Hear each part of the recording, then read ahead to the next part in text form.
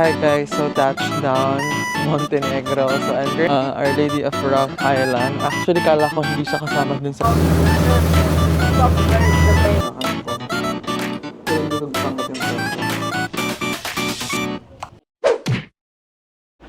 Hi guys, so good morning everyone. I'm Brian from the Philippines but currently living and working in Switzerland. But for today's video, we will be going to Montenegro, my 49th country actually.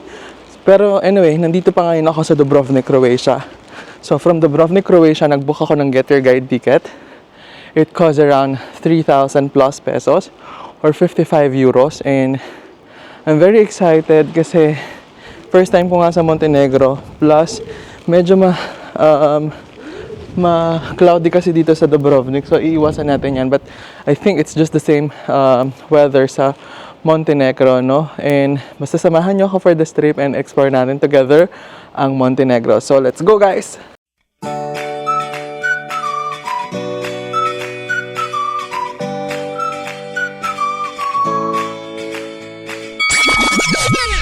So guys, nasa may bus na ako. And then parang pinipick up pa lang yung mga sasakay. Actually, ayan sila. Ayan yung mga pinipick upan. And then check na lang natin later pagka nasa border na tayo. Medyo matagal siguro to kasi nakabus tsaka maraming tao.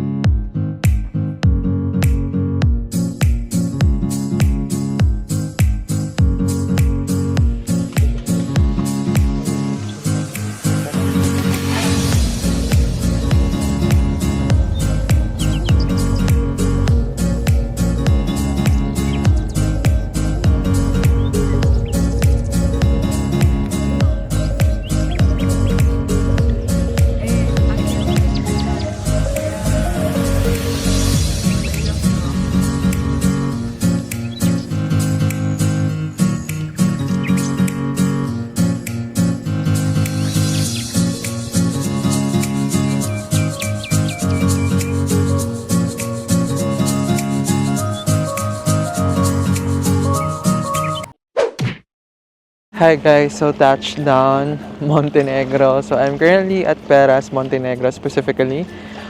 So from Dubrovnik, nag-drive yung bus namin ng around 2 hours. Dumaan kami ng control or border. So hiningi yung aking Philippine passport and of course hindi sufficient yun. So hiningi din yung residence card ko sa Switzerland. So basically parang it's like Switzerland na puro lake. Actually, may sea na nga dito. Lake or sea yan. Tapos, ang una kasi namin dinaanan is ito. Nag-stop over kami sa isang gas station na pwede kang kumain or mag-CR for 20 minutes. And then, ngayon, mag-stay kami dito around 1 hour. So, it's currently 9:10 and kailangan namin bumalik, mag-meet ulit ng 10:10. So, you can actually go to dun sa island. Di ko alam kung anong island yon, pero kasi artificial island lang siya.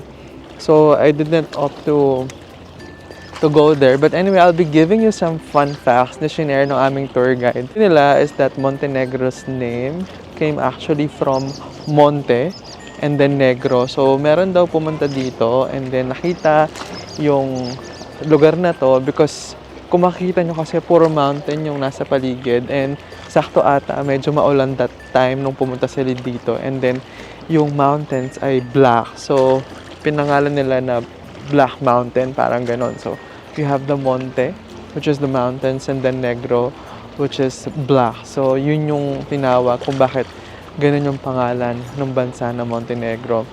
Tapos another fun fact din na sinabi niya na before kasi bansa lang, which is the Yugoslavia.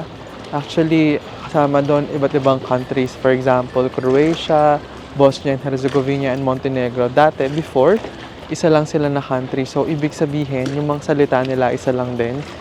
However, due to politics daw, as well as some difficulties, geographical difficulties, or I think it's more on the political side, parang inaba nila yung pangalan ng mga languages nila, but in essence, iisa lang talaga. Like for example, if you're saying from people from Canadian people, American people, as well as Australian people. They basically speak like the same, right? English, pero iba-iba.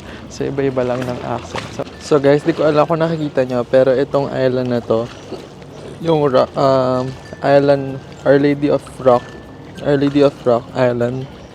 So, pinaniniwalaan na nagpakita daw yung image ni Mama Mary ng around 1412, if I'm not mistaken. Tapos, parang yung mga sailors daw ay tinatapunan siya ng bato. Kaya, nabuo yung island na yon. So, pinaniniwalaan na man-made island yung island na yun. Plus, ito naman yung St. Nicholas Church. So, ayun yung St. Nicholas Church. And then, meron dito yung bell tower. Ayun yung bell tower niya.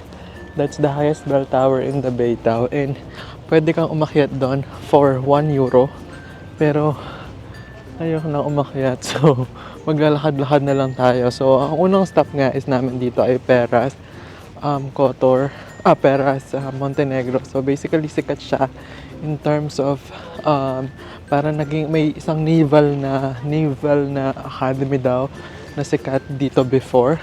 And actually, may pagka-Venetian style siya. Kasi nga, puro mga bangka, ganyan. Tapos may nakita pa nga akong nagko-cruise na dumaan dito. So, ayan, puro bundok siya. Pero very limited lang yung tao. Parang 400 residents lang daw sila. Tapos, ayan, no. Ayun yung kanilang mga bahay. Para talagang mga cobblestone. Kasi naman, di ba, nasa tabi ka ng bay. So, dagat. So, talagang kailangan ay matibay-tibay yung bahay para sa mga bagyo.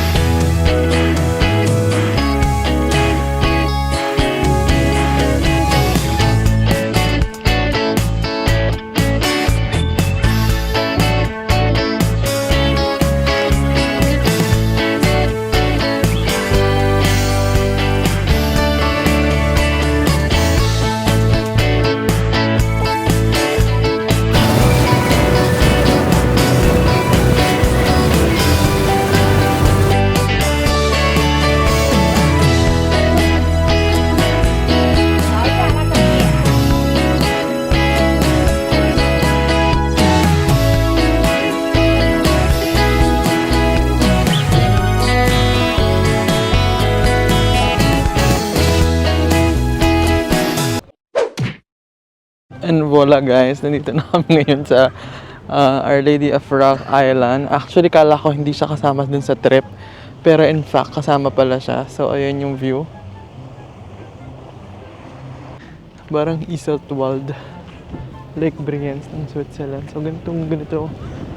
Mas mabundok lang, tsaka mas clear yung water. Mas blue. Ayan. Ayan, may mga tao din dito.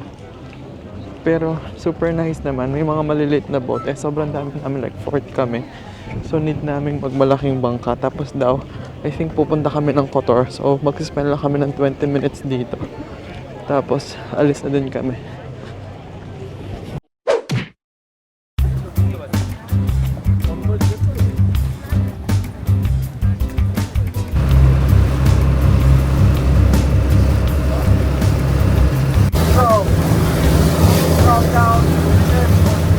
We are going across the street to the old town, please.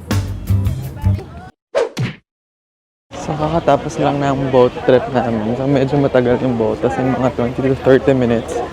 Tapos ngayon, it's currently around 11:35. And maglilibot-libot kami. So may walking tour naman siya kasama. So ayan. And may free time kami until 12 2:20. So, sobrang hangin lang. Saka medyo mainit na.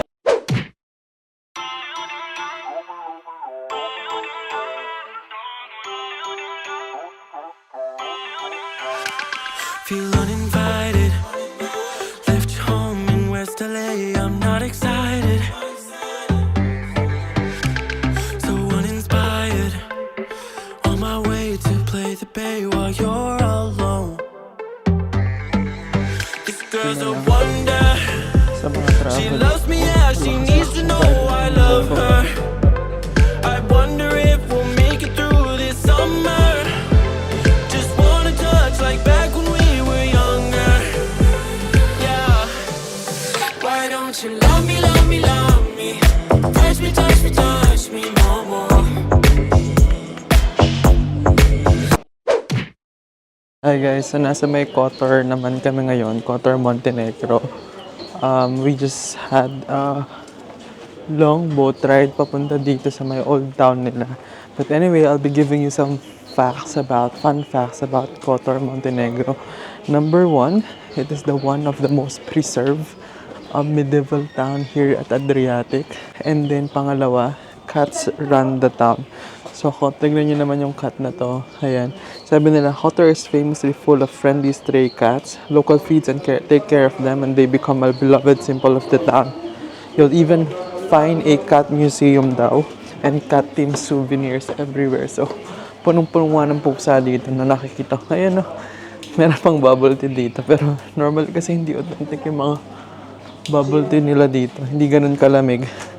Then, so, yung city walls nila dito stretch up until the mountain ranges. So, mahaba-haba.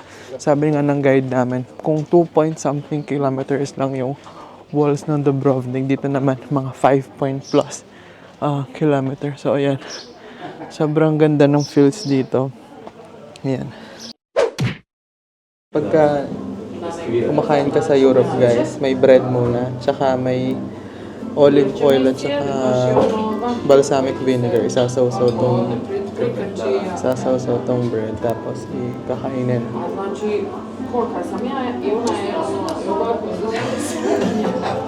Okay guys, in order ko ay rice with fried calamari. So ayan. Cost me around 24 euro or 1,500 pesos. Masarap naman siya, to be fair. Ayan. Pero nabibili ko lang to sa kanto. Diyos ko, sa kanto ng Pilar, merong ganito. Sana inulan ko na lang. Hindi man naabot ng 1,000.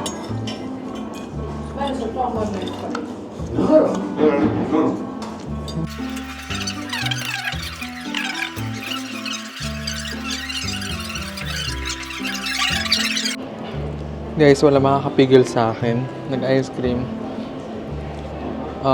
Peanut toffee. Harap. So, kakatapos ko nga lang kumain, guys. And yung food kanina, hindi ganun kasarap, to be honest. Although, napansin ko lang sa mga Balkan, they are on meat, but not too much spicy. I mean, there's no much to spices at all. Parang grilled, fried, some tartar sauce, etc. Pero yun na yun. Anyway, naglalakad ngayon ako sa sa labas na ng Old Town. So, lumabas na ako. So, ayan yung makikita ko. So, ganda naman pala dito. Like, tignan nyo gaano ka-blue yung water.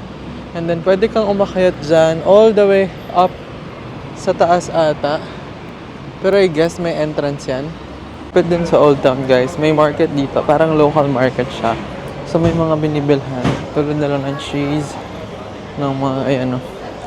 Yan yung market nila dito. Pero kasi ang problema, hindi ko naman siya madadala papuntang Switzerland kasi naka-hand carry lang ako. Hi guys, so that's it for our video here at Montenegro. I really enjoyed Montenegro a lot in terms of scenery as well as yung food okay lang din naman. Pero baka yung sa restaurant lang na napuntahan ko talaga hindi ganun kalasa and then hindi ganun kasulit. Anyway, it's not a cheap country. Unlike Bosnia and Herzegovina, parang lumilevel siya ng Dubrovnik when it comes to, kasi I think mga touristy places yung mga pinuntahan namin. But sabi ko nga sa inyo, na-enjoy ko naman siya, sulit naman yung aking one day. But for me again, siguro one day lang talaga siya dito. Pero I think kung gusto mo magstay, mag-relax, very laid back kasi dito. So if you're that kind of traveler or person na gusto mo lang mag-relax, you can go here. Anyway, thanks for watching this video. I hope nagustuhan nyo. This is my 48th country, I guess. 48th country or 49, I don't know. I don't know the exact number. But anyway, maraming salamat sa panonood and see you on my next vlog. And comment din kayo if ano pa yung gusto nyong puntahan na country ko. So if you like this video, click the like, subscribe, as well as push notification na rin kayo para ma-update kayo if I have new video. So maraming salamat. So baka ito na yung mga nagpipick up sa amin.